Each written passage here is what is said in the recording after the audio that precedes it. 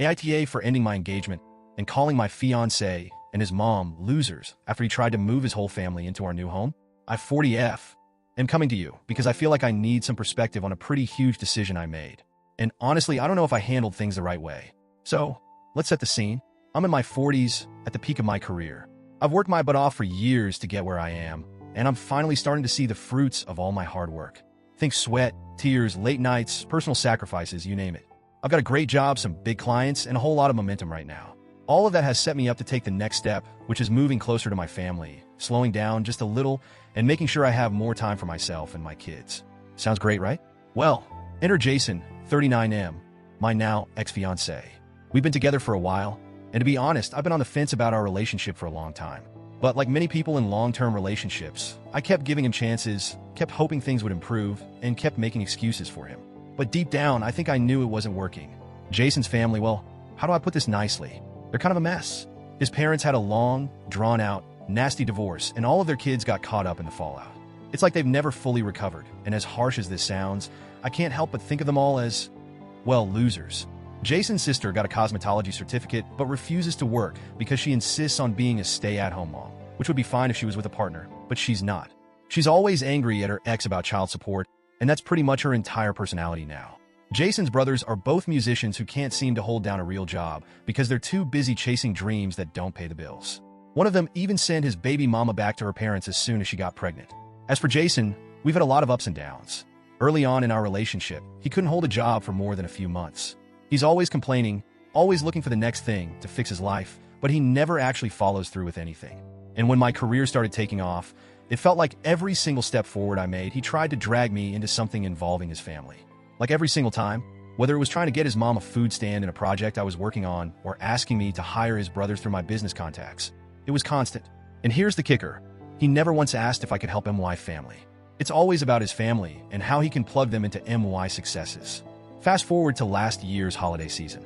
I was juggling a huge project with a tight deadline and trying to coordinate a trip to visit my family for Christmas. I flew my kids out to my parents' house and worked like crazy to meet this deadline. Jason promised he'd drive me to join them once I was done, but when I finally finished my project, he just disappeared. I couldn't get a hold of him for hours. By the time I did, it was too late to catch a flight. So, I ended up driving myself on Christmas Eve, exhausted and anxious, after crying because he made me wait so long. Turns out, he didn't leave when I needed him because his mom got emotional. That was the first real moment where I thought, I need to get out of this. But I didn't. I stayed. Then things got worse. I started landing bigger clients and making more money, and Jason started getting more and more entitled. He had the nerve to suggest starting a business with his family using MY resources. He wanted me to hire a company he'd create, in name only mind you, to basically siphon off my hard-earned success. I told him flat out no. It was a huge fight, but I stood my ground. Then, about a month ago, we found a rental property. It was perfect. I need a home office, and we needed bedrooms for my kids. But Jason had this look in his eyes and started talking about needing an extra room. My gut told me something was off, and sure enough, he wanted his entire family to move in with us. His reasoning? They'd stay until they found jobs. I laughed out loud, because if I let that happen, they'd never leave. I'd be stuck supporting his deadbeat family forever. When I confronted him, he threw a tantrum, like full-on toddler mode. He stormed out, grabbed his backpack, and disappeared for days. When he finally resurfaced, it was to tell me he got fired. For insubordination. He tried to make me feel sorry for him, but by this point, I was done. Then, we had the final blowout. I told him I wanted out. He accused me of destroying his dreams and of being a snob now that I'm rich. I'm not rich, by the way. I'm just doing well. He had a full-on meltdown, rocking back and forth while holding the steering wheel and accusing me of ruining his life. I told him, straight up, that he needed to work on himself and stop using me as a safety net. I packed all of his things and drove them over to his mom's house because he refused to pick them up. When I got there, his mom came out and went off on me. She accused me of tearing their family apart, called me names, and used a lot of personal stuff that I know Jason had told her in confidence.